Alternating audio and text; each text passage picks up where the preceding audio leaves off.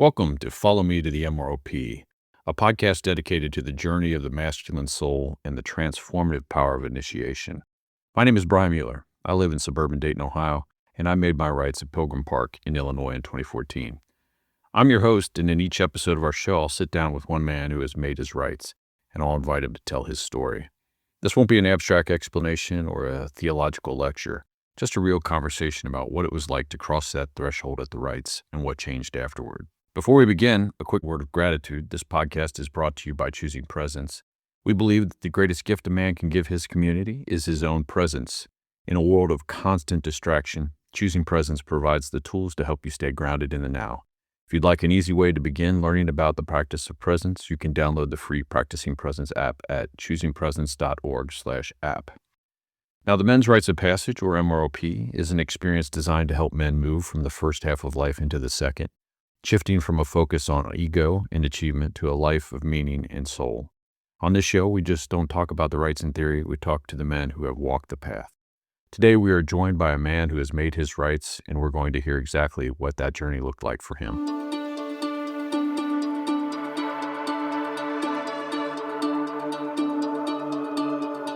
My guest today is Mike Whitman. Brother, I'm really glad you're here. Thanks for making the time and for being willing to share your story. Thank you. I'm glad to be here as well. Mike, tell us where you're from and how you spend your time these days. So I'm from Tawas City, Michigan, which is about halfway up the Huron coast of Michigan, small town, tourist town. I'm retired. I worked in youth ministry and youth catechetics for about nearly 50 years. So I've been retired since 2009. So my days are what I want to do is what I want to do, so they can be very mixed. I like to garden in the summertime, so I'm kind of eager to get out there and get my hands in the dirt. I can appreciate that. Now let's dive in and talk about the Men's Rites of Passage. The MROP is a unique experience. It's not a retreat or a workshop. It's an initiation. Many men arrive at the rites at a crossroads in their lives, looking for something they can't quite name. Before we dive into the why and the how, let's start at the very beginning. When and where did you make your rites, Mike? So I made my rites in 2008 at Pilgrim Park in Illinois. And about how many men were there? There were 80 men, and there were a couple from Europe, and I think there might have been one from Australia. And who was your weaver? Richard Rohr was the weaver, and Picha was the ritual elder. Now, when you think back to that weekend, what's the first image or feeling that comes forth for you?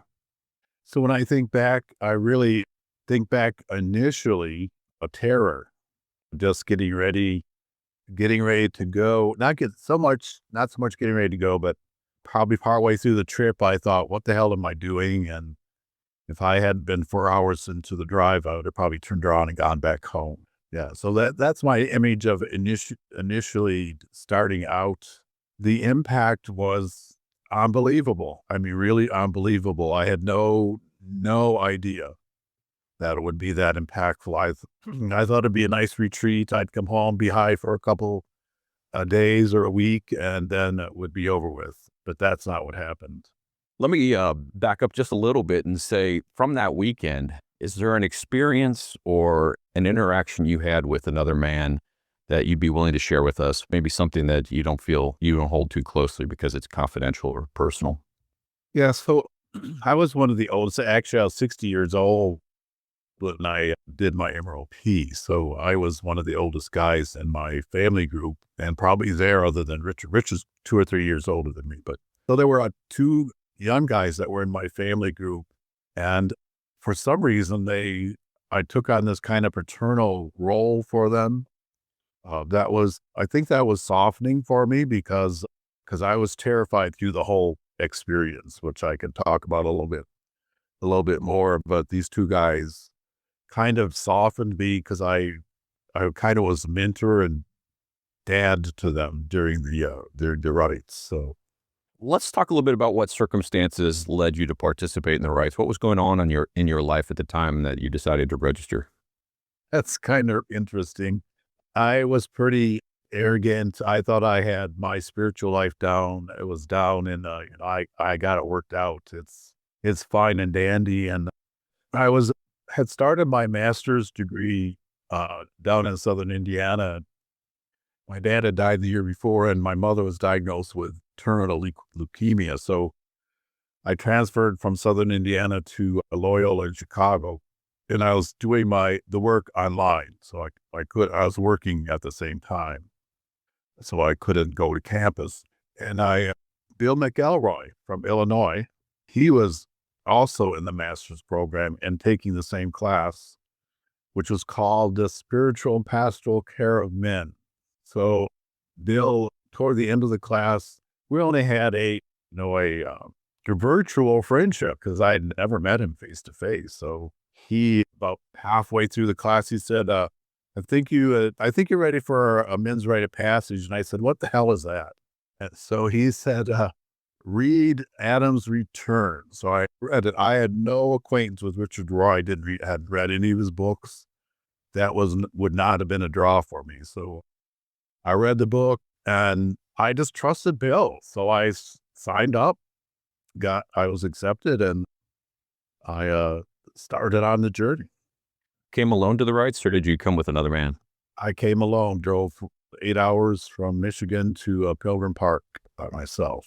And when you told your family, friends, your brothers, those around you, your life, that you were planning to attend a rites of passage, what was their reaction? What did they say? My family would have been not indifferent, but they would have just have thought, okay, he's doing another crazy thing, so we'll just accept that. So they wouldn't have been too surprised that I was doing something weird. My friends, they weren't interested or curious even. So there was no resistance. There was pretty much acceptance just because of who I am and what I do. And so there was not surprise. I don't think there was a surprise that I was doing something that they had no idea what it was about, mostly because I had no idea. Now, as you entered the rites, was there something that you were hoping to be initiated into?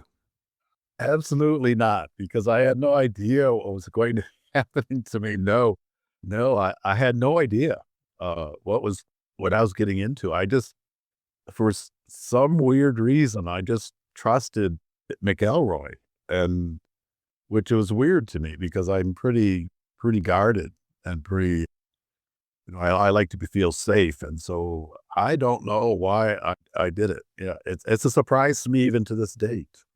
So that 2008 is when I did mine. And even now I'm looking back and going, wow, how the hell? What made me say yes to this?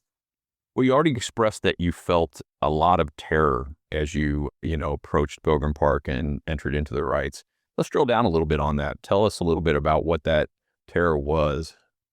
Yeah. So arriving, I came really early because I didn't know how long it was going to take me to get there. And I was already nervous as hell, brought into the rundown cabins at Pilgrim Park, going, what the hell am I doing? And the first evening was pretty safe because it was just a talk. Nothing else happened. But then the next morning they did their first ritual, and it was, I had built all my walls, I had my doors locked.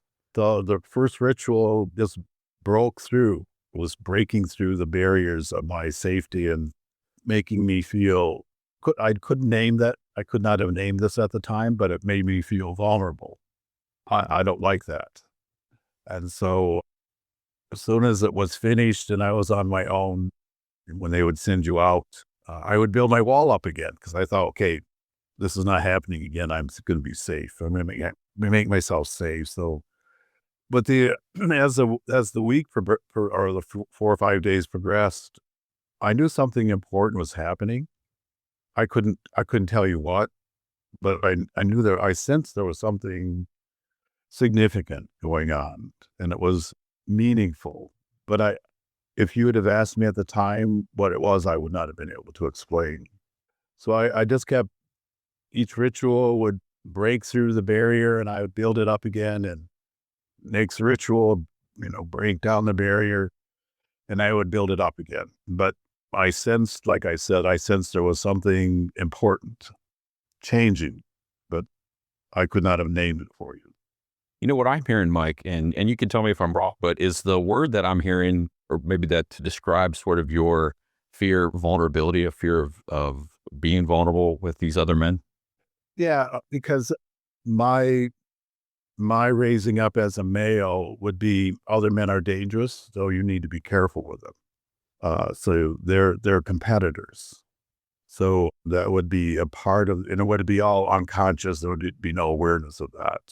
But like I said, those two guys that I took under my wing, they were softening me because they invited the father, that generative energy. So that was softening me too. I think that was an important thing, that side thing that was happening that would made me more open, I think. Now think back to the day the rites ended, closing ritual. It's time for you to go. You're able to get in the car. You've got a long drive back to Tawas City. And how were you feeling? What was going on? I was feeling pretty, I was exhausted physically, but I was feeling something miraculous was happening to me. It was hard saying goodbye to those guys, the two guys that I had the attachment to. We kind of, they drove a bus back to the airport, spend as much time as we could till they left. So I was feeling strange because I couldn't name what was happening to me, but it made me feel new. It made me feel different. It made me feel richer. But again, if you had asked me at that time, I would have had no words to explain. I was up, but no idea why that was. Because like I said before, I thought I got this worked out. Me and God are fine, and our journey is God is okay with it. So we're just going to keep on the way we've been walking. We're going to keep walking that way. But the rites showed me I was pretty stuck, and I was pretty blind in a lot of ways, and I was very, very, very comfortable with my masks that I'd created for myself and for other people to see me through. So, and this took months before I could start finding names for things. And one of them was the invitation to vulnerability. That was the largest or the greatest invitation that the rites offered me, was this sense of you need to be more comfortable with vulnerability. You need to be more open. And it took months and months and months to open that package and to be comfortable with it. Thank you so much for sharing that. Let me ask you, so there's been a significant amount of time has passed since your rights, almost 20 years now. So there's a long period for you to have processed that experience. And of course, I know you because of your deep involvement and commitment to the Illumin community, both in your region and even nationally.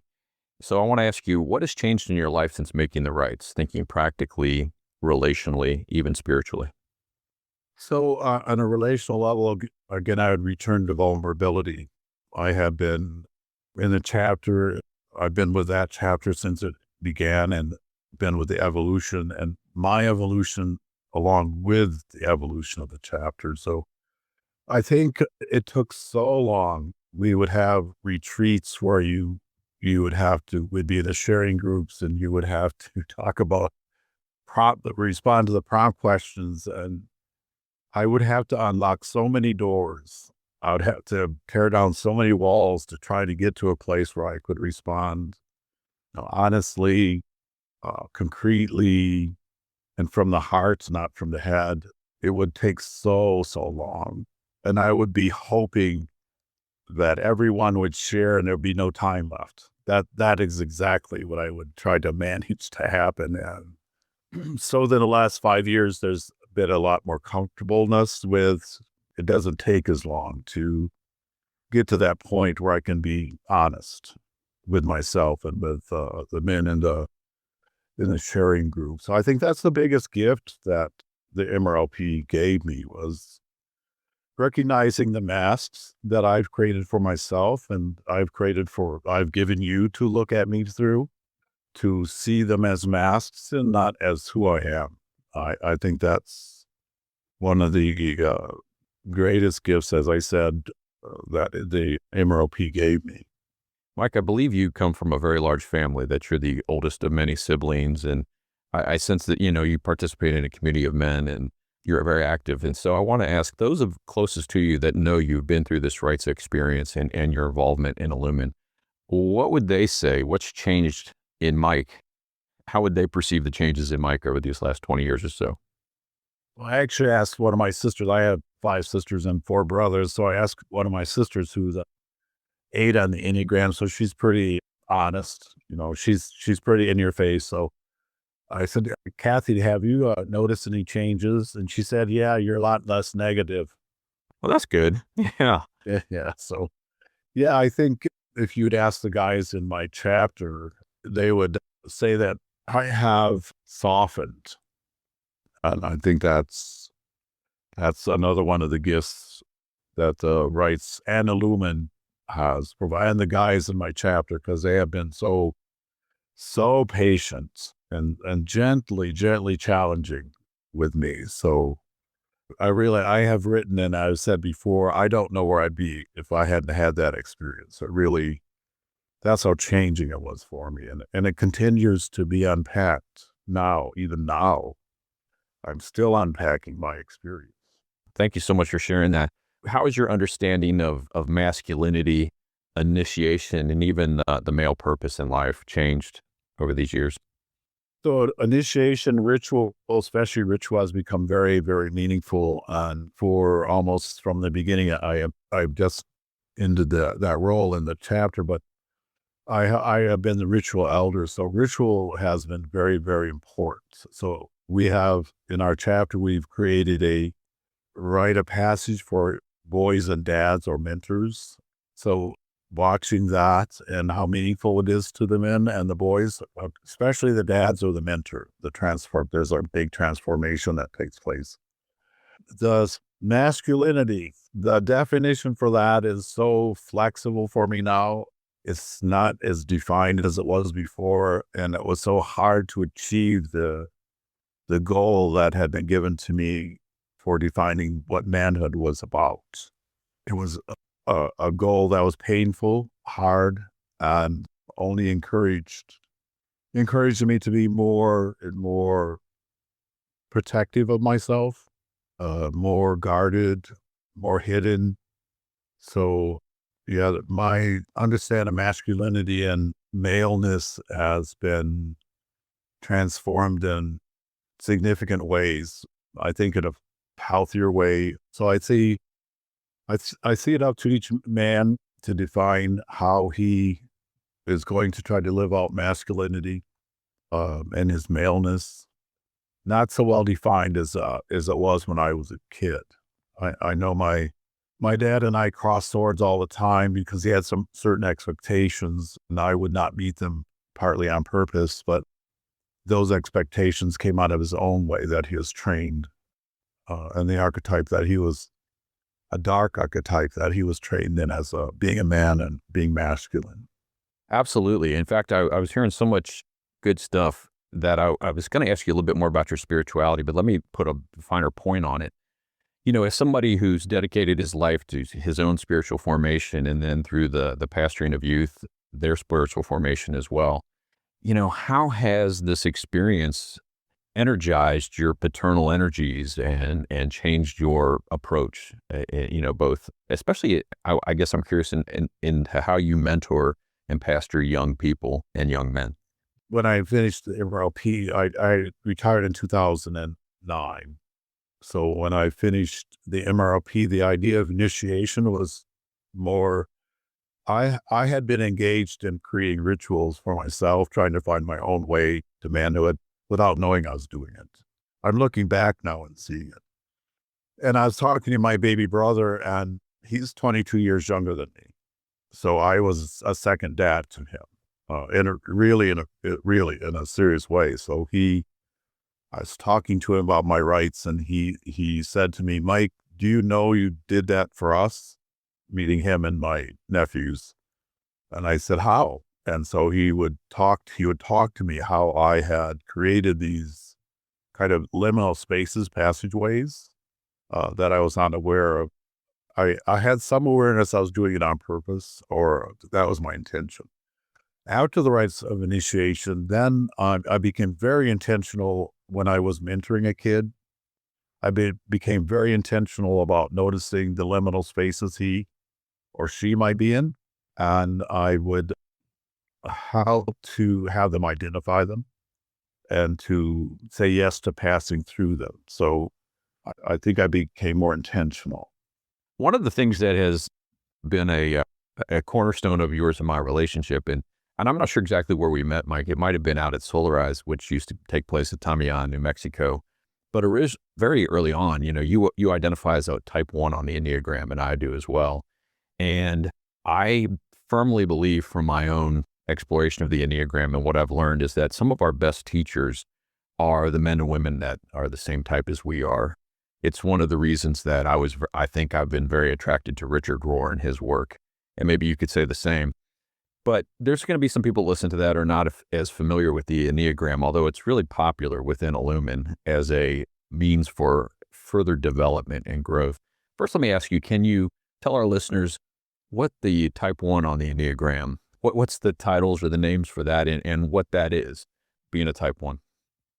For me, the title that I was first exposed to was the Perfectionist, which fit me so well because it was being the oldest child of 10 and parents telling you you have to be their model. And it just spoke to my personality type, the perfectionist. It just spoke to that. So part of the problem, though, which the Enneagram has helped me to recognize, and it really has softened me because the Enneagram asks you to accept yourself the way you are, to accept those broken, those sharp edges, the masks that you create, just to accept those things, not complacently, but let them tell you the story of how they came into existence, why they came into existence, why you need them, and how you can use them as a tool instead of them using you.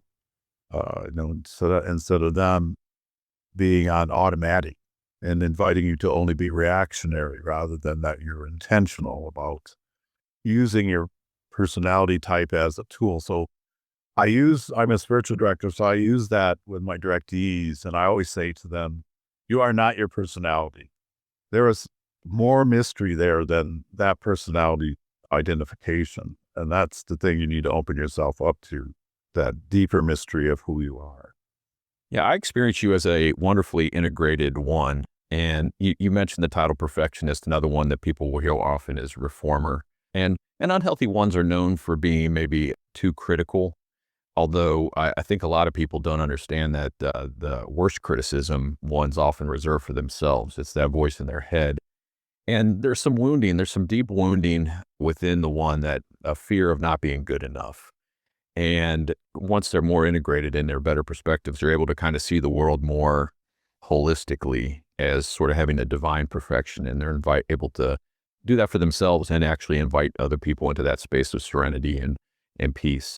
So I don't know if you were aware of your type when you did your men's rites of passage, but how has the rites of passage helped with your understanding and integration of the Enneagram? I think it's the intentionality of, maybe I'll use a different word. I have come to a place where I've been asking God for radical inner honesty, which I'm like, what the hell are you doing? I'll be 79 on May 7th.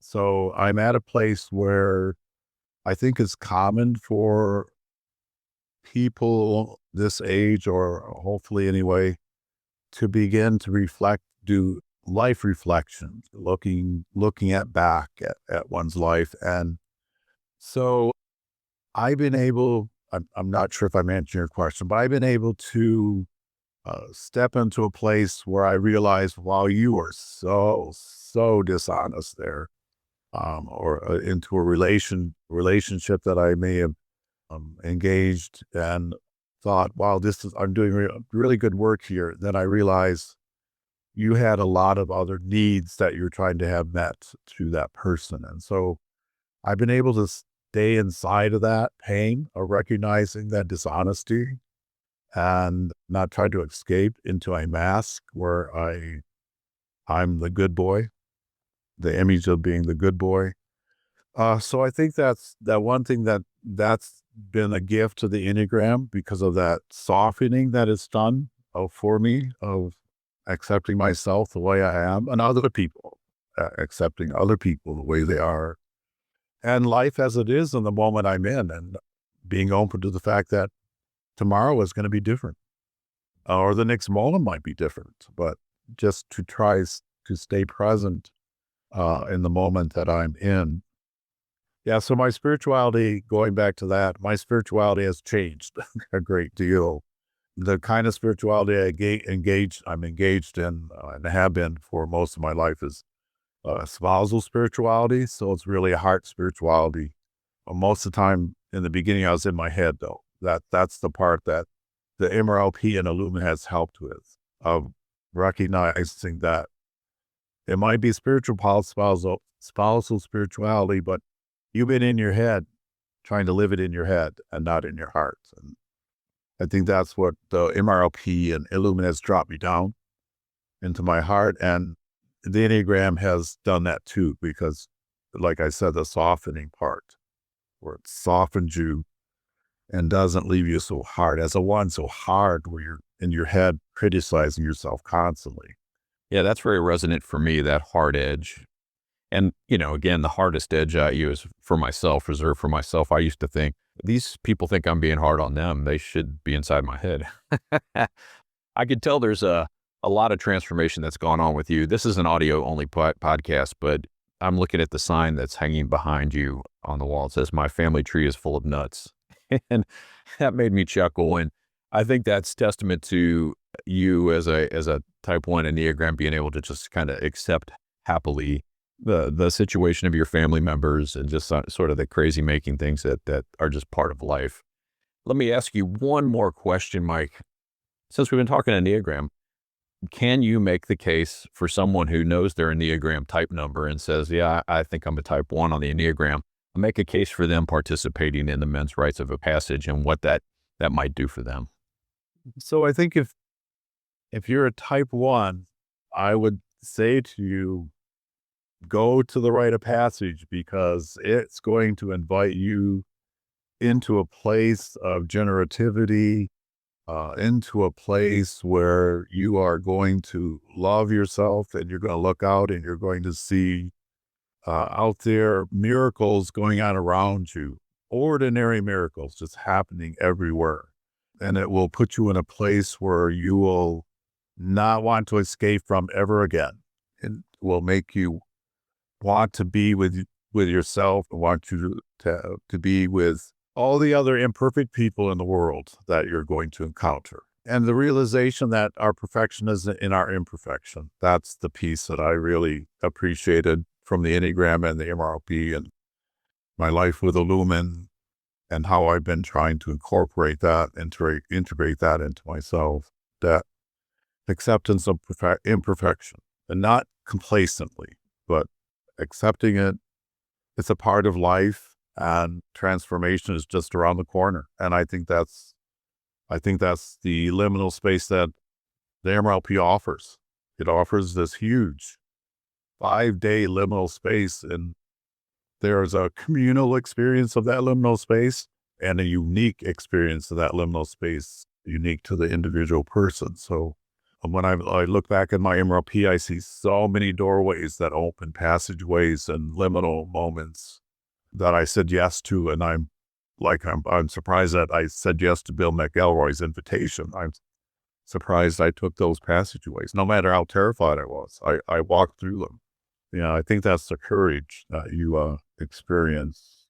Thank you so much. That's wonderful. And I just want to acknowledge too, you obviously have a two-wing on the Enneagram. I always feel your big heart. I really appreciate that. You have a lot of love for people and for the men in this work. And so thank you for your time today, for sharing your honesty, your courage, sharing about your rites of passage experience. And thank you too for being such a big part of the Illumine community. Thank you, Brian. I'm glad that we bumped into each other wherever that was. And I'm so glad I bumped into Bill McElroy. I really don't know what life would have been like. I hear you. I love you, brother, and I look forward to seeing you soon. Thank you. For those listening who are now feeling a tug in their own soul and are curious to learn more, allow me to share a bit about the history of these rites. The men's rites of passage was originally developed by Father Richard Rohr and was first offered at Ghost Ranch, New Mexico in 1996. While it was supported for many years by the Center for Action and Contemplation, since 2012, Illumin has been the steward of this work, preserving and adapting the rites for men all over the world. To learn more about the history and the theology behind this work, I highly recommend reading Adam's Return by Richard Rohr. If you are ready to make your rites, there are 4 opportunities in the United States and another in the United Kingdom in 2026. The first is in Northern California, May 13th through the 17th. The second in the United Kingdom, July 22nd through the 26th. And in Illinois, August 12th through the 16th. There's one on the East Coast in New Jersey, September 16th through the 20th. And the final one of the year is in Texas, which is in MROP and Umbrales, our Spanish language rites, September 30th through October 4th. You can find details and registration information at illumin.org/MROP or illumin.org/events. Additionally, mark your calendars for Awaken, the annual national gathering of Illumin, taking place November 5th through the 8th in New Mexico. You can find more at illumin.org/awaken. Finally, a special thank you to our sponsor, Choosing Presence. If today's conversation moved you, I encourage you to bring more intentionality into your daily life. Download the Practicing Presence app for free at choosingpresence.org/app. It's a simple but profound way to stay connected to the journey we've discussed today. Thank you for listening to Follow Me to the MROP. Until next time, brothers, stay present.